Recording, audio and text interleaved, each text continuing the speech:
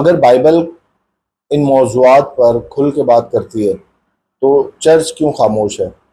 اب وہ موضوع کیا ہے جی، وہ میں آپ کو بتاتا ہوں۔ ابھی میرے ذہن میں یہ خیال آ رہا تھا کہ جب ہم اپنی بیٹیوں کو خصوصاً نرسنگ میں بھیجتے ہیں تو وہاں پر انسانی جسم کی تعلیم دلوائی جاتی ہے، اور جس میں مرد حضرات بھی شامل ہوتے ہیں اور میل نرسز بھی ہوتے ہیں۔ وہاں پر ہم بڑے فخر سے اپنی بیٹیوں کو بھیجتے ہیں، اور میل نرسنگ میں اور فیمیل نرسنگ میں ہم بھیج کر اپنی بیٹیوں کو یہ تعلیم دلواتے ہیں۔ تو چرچ کیوں بائبل کی روشنی میں جسم کی پاکیزگی اور شادی بیاہ کی تعلیم نہیں دیتا؟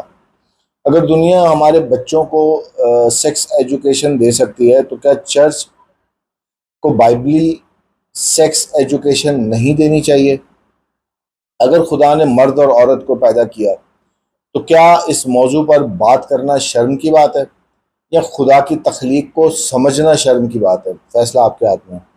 اگر پیدائش 2 باب اس کی 14ویں آیت میں خدا خود کہتا ہے کہ اب تم 2 نہیں بلکہ ایک تن ہوگے، تو اس کا کیا مطلب ہے؟ تو کیا چرچ کو اس آیت کی وضاحت نہیں کرنی چاہیے جبکہ بائبل مقدس خود کہہ رہی ہے اب تم 2 نہیں بلکہ ایک تن ہوگے؟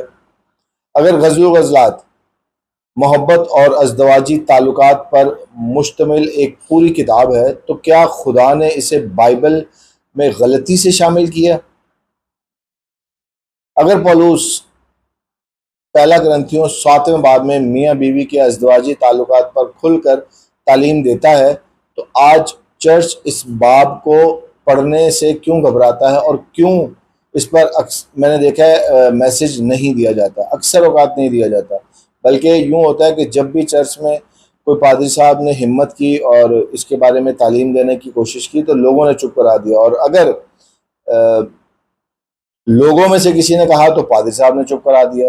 تو یہ معاملہ کیا ہے؟ ہم جا کس طرف رہے ہیں؟ اگر نوجوان چرچ سے جواب نہیں لیں گے تو کیا وہ سوشل میڈیا، فلموں اور انٹرنیٹ سے جواب ڈھونڈیں گے؟ یہ فیصلہ ہم نے خود کرنا ہے کہ ہم اپنی آنے والی نسلوں کو کیا دے رہے ہیں۔ کیا ہماری خاموشی پاکیزگی پیدا کر رہی ہے یا لا علمی؟ کیا مسئلہ بائبل کی تعلیم ہے یا ہمارا کلچر؟ کیا ہم نے شرم کو خدا کے کلام سے بڑا بنا دیا ہے؟ اگر ایک ڈاکٹر جسم کے بارے میں تعلیم دے تو وہ پروفیشنل کہلاتا ہے جی، لیکن اگر ایک پاسبان بائبل کی روشنی میں یہی موضوع سکھائے تو اسے تنقید کا سامنا کیوں کرنا پڑتا ہے؟